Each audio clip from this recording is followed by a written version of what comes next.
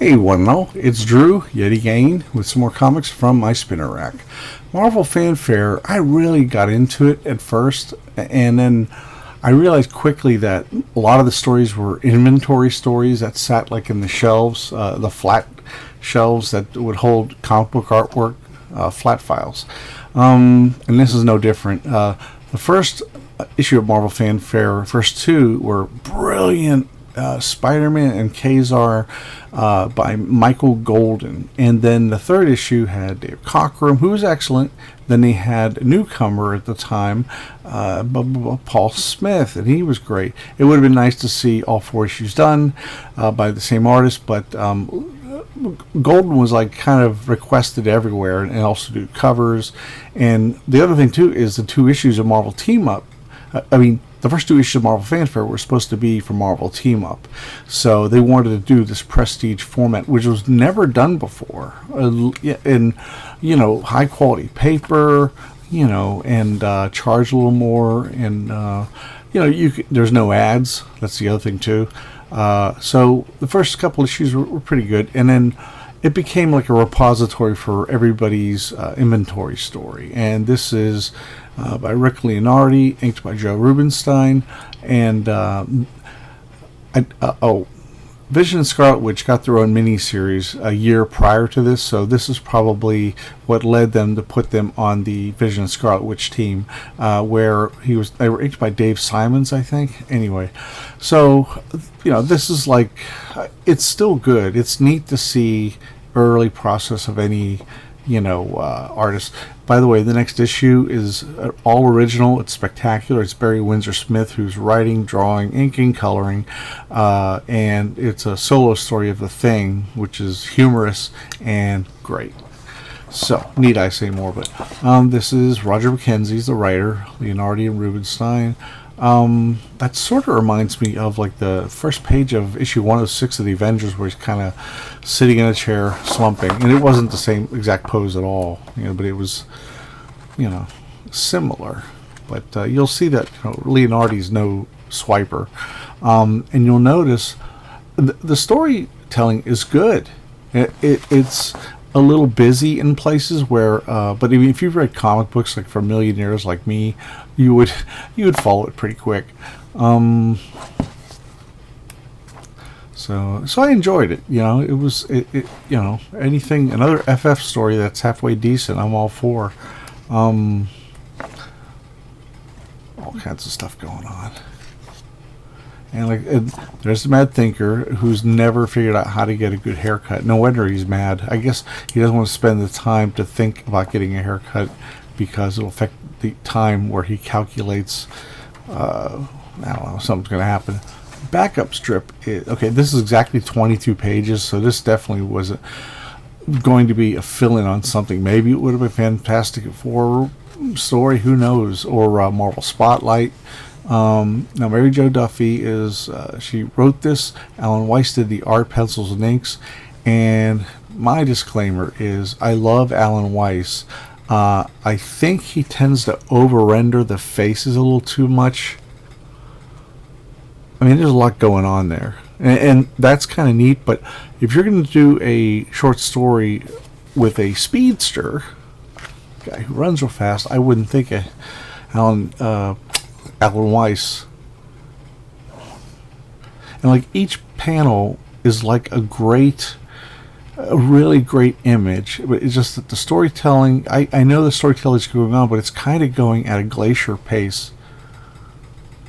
And that's very odd. And he's inking himself, and it's just very, I don't know what, I'd put him on something different, but that's okay. It's still a good story by Mary Jo Duffy, and he implies the speed a lot different. See, I like that. That just looks like someone standing there in front of a fire roasting marshmallows or something. It doesn't look like he's really engaged in the story. It's more like things are decided, then people hang out, then they're decided again, then they hang out. He likes to draw characters smiling there. He's really good at that. And it's not easy to do without making it look phony. So So he's scared. It's a very different way of doing the speed, but kind of bizarre. But hey, that's his thing.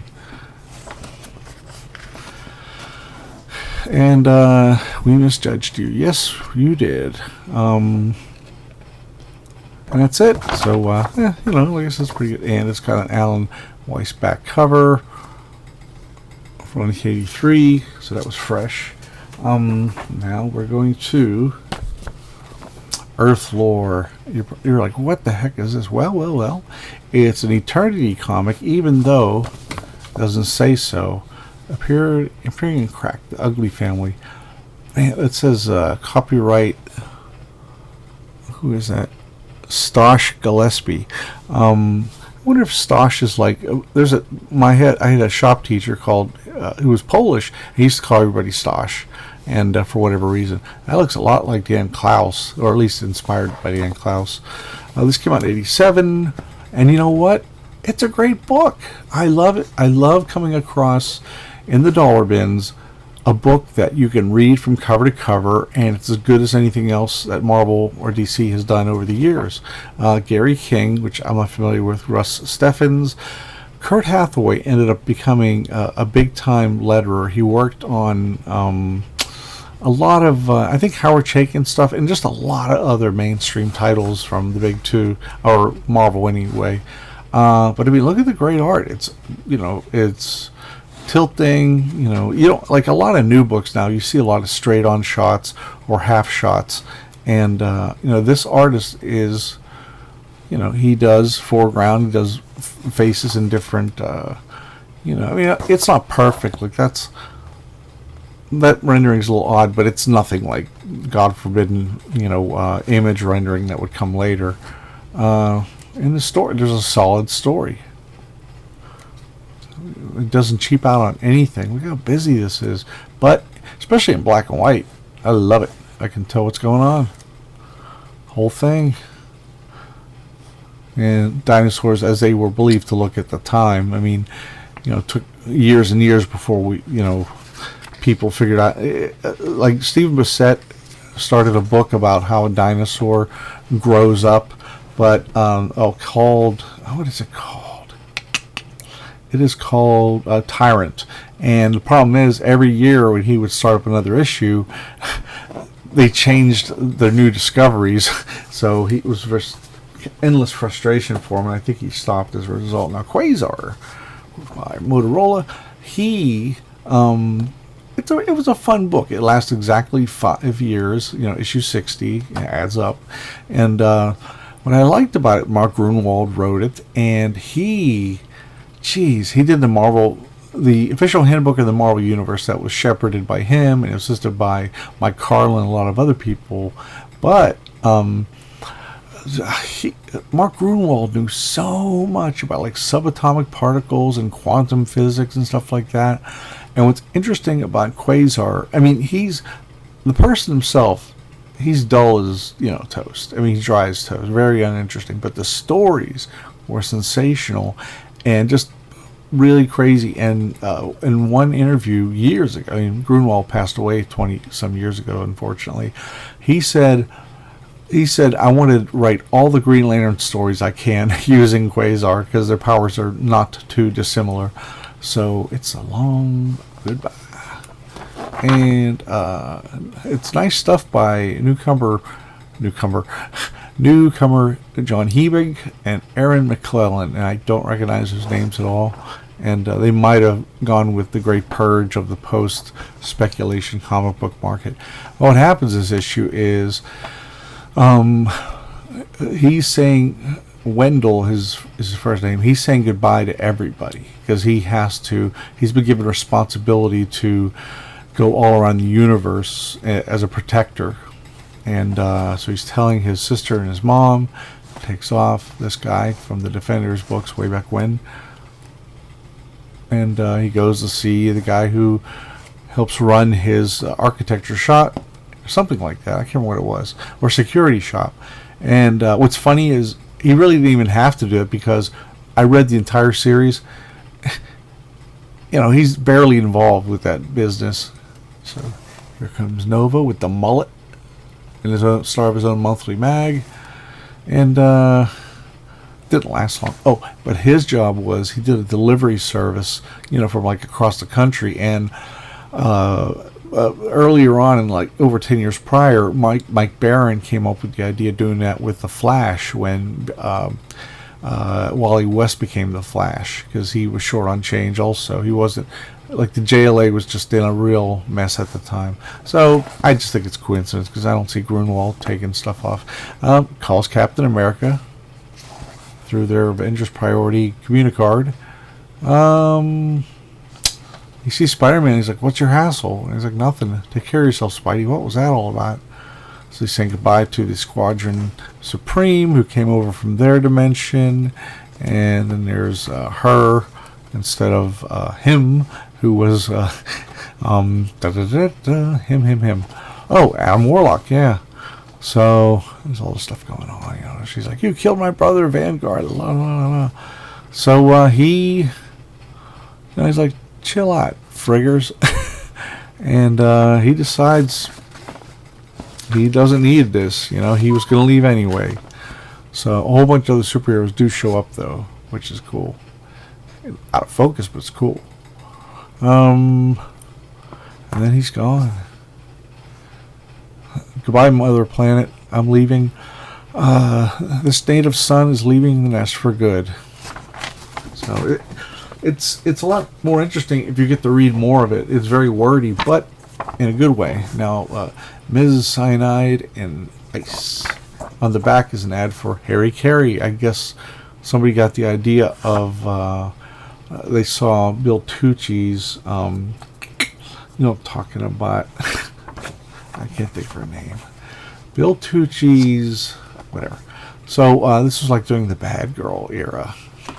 And I picked this up because I was just perversely curious. I don't know who John Platt is, or Bill Wiley, I think, was an inker, but anyway, not that important. Crime runs rampant. It's like far in the future. And, the art is pretty good. The inking is really, it's kind of really bad.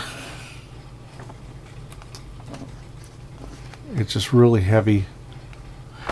I like that design. I mean, you see a lot of guys with shoulder pads that have the spikes, but that's really cool. Well, then here comes another super gal.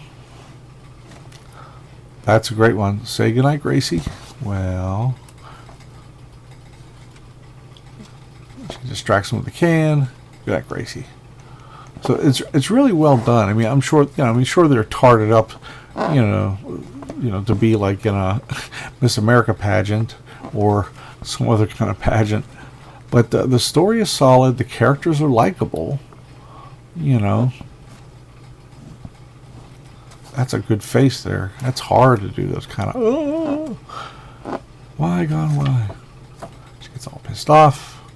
It's like, "Lady, we got over 30 murder cases in our desks, and we haven't even begun to investigate. Plus, let's just get through this." "Well, excuse me, officer, for getting in the way of your doing nothing." And no, blah blah blah. That's a great line. Yep, see, that's good too. It's just like the nuance of the flesh is missing, and well, I can't think of Bill Tucci's character's name. I'm sorry. If you know it, contact me below. I keep wanting to say Sam Marie, but that was this Mark Beckham book that was in Neil Adams' company, the Continuity Studios. So,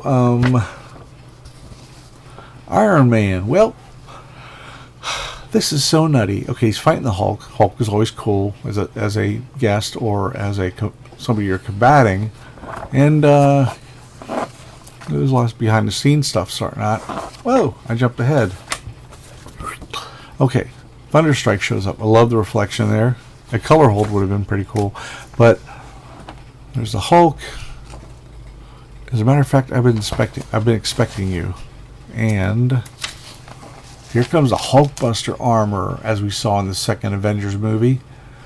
And what's crazy is both of these issues, neither of them have the Hulkbuster armor on it. I mean, I could see this as a surprise, but why not do this? I had to actually look up what issue had Hulkbuster, because for some reason I thought it was in the Hulk's own book, or I thought it was some other I don't know what it was, but you got the Hulkbuster right away. And that's like one of my favorite scenes of all time, with the Hulkbuster versus the Hulk. And Kevin Hopgood designed him, like, did a fantastic design there. And he's holding his own. Come on. Whoop, there we go. And, you know, in fact, in the movies, they made it more detailed. So, how great is that? That is so great.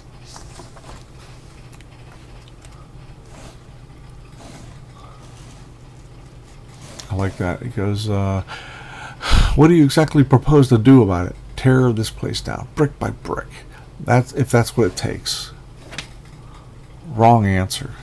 Steve Mitchell got to ink this. I'm kind of jealous because I would just be losing my mind.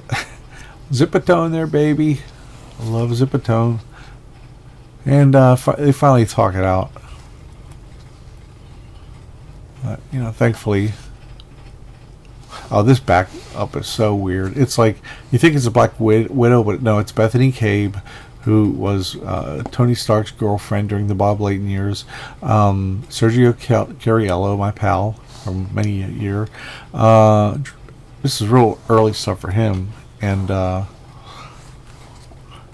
you know, Bethany Cabe, she starts coming on like the Black Widow, and it's weird because I know she was or maybe still is, like a bodyguard. And I just, comes on a little too Avenger-like, a little too Black Widow. You know, nothing to distinguishing her from that. And that's it. That's it for now. But yeah, why not have the Hulk Buster armor on the cover? So it took me a while to figure that out. And that's all. Anyway, enjoy some comic books. If you got any comments below, and how did you like the Hulkbuster and Avengers 2? And, you know, what did you think when I revealed it here? What did you think of his modular armor at the time, Iron Man's? I didn't care for it really that much. It looked kind of like a cheese grater there. And but let me tell you one thing, though. Let me tell you something. Len Kaminsky, there we go. He wrote this book for a while, and he's damn good writer.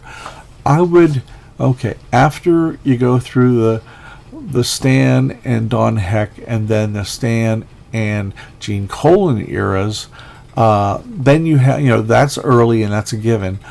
Bob Layton and David McElhaney did the best Iron Man run out, you know, that was in the Bronze Age. You know, the Silver Age is pretty much covered. But then I would argue that this, I want to recommend this. It's not an epic form yet, which drives me nuts. I had to buy the individual issues online, and it's waiting. Like, they have all the way up to like a number 297, and then they start again with when McElhaney and Layton and Mark Bright come along in 215. So there's like a big epic size gap between them, and it was killing me not to read those, because as I read some of the issues by Len Kaminsky, I really liked it. And he's like a gearhead. He comes up with all kinds of cool stuff, like but it's not audacious or silly, you know, stuff. It's just, and he tells great stories too. And you know, he's one of those guys who fell down a memory hole. Len Kaminsky. Now, Kevin Hopgood, he's the one who designed the War Machine suit. He also designed this Hulkbuster. But you know what? I kind of dropped Iron Man a little bit before that, because when I saw the War Machine with the guns, you know, and all that was like the big thing. You had the issue of Hulk that was by Dale Keown and Peter David, where the Hulk's shooting, you know, this big old gun. I just kind of like, oh, enough already. And I kind of missed out on a lot of this stuff. Now, this is, unfortunately, I don't know if what the sales were, because shortly after this, about, what issue is this? 305. Yeah, like in less than 2 years, they go into image mode. They do Teen Tony, where they de-age him from another, you know, timeline or something. And it was called The Crossing, I think, and it led into the year that Jim Lee and Rob Liefeld got to run roughshod over, you know, they got they got to do Captain America, Iron Man, Fantastic Four, and Avengers, and it was pretty piss poor. The first few issues, anyway. The last few issues were good because they needed the help with the deadlines. You know, these self-publishing warriors who can't meet deadlines. Well, Kev Hopgoat, sorry I misjudged you, because this is really, really great stuff, and I really recommend it. You know, I recommend even they're also gimmicky covers. There was issue 290, and then there was issue 300. Both of them had like embossed, you know, shiny covers. So that put me off too. But Kaminsky, he's really a good writer on Iron Man.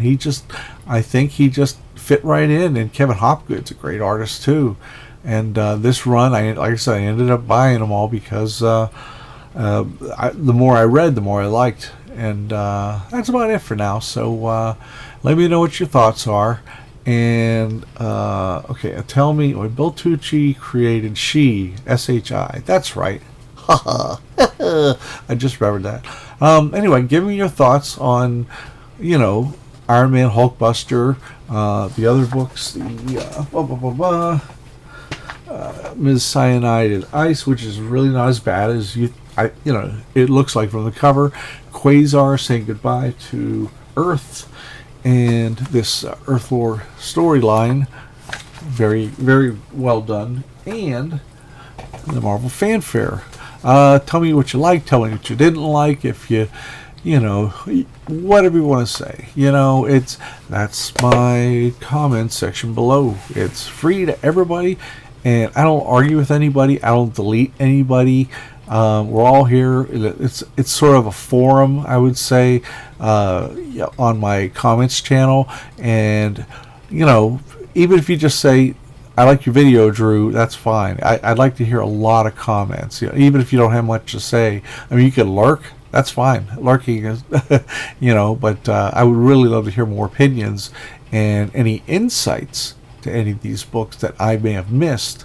And that's about it. And have a good day, everybody. I gotta try and trim my videos down a little more because I get to bullshit so much. So please hit like and subscribe. And if you haven't subscribed already, please hit, and there's a bell that says all. And share with friends, please. And have a good day.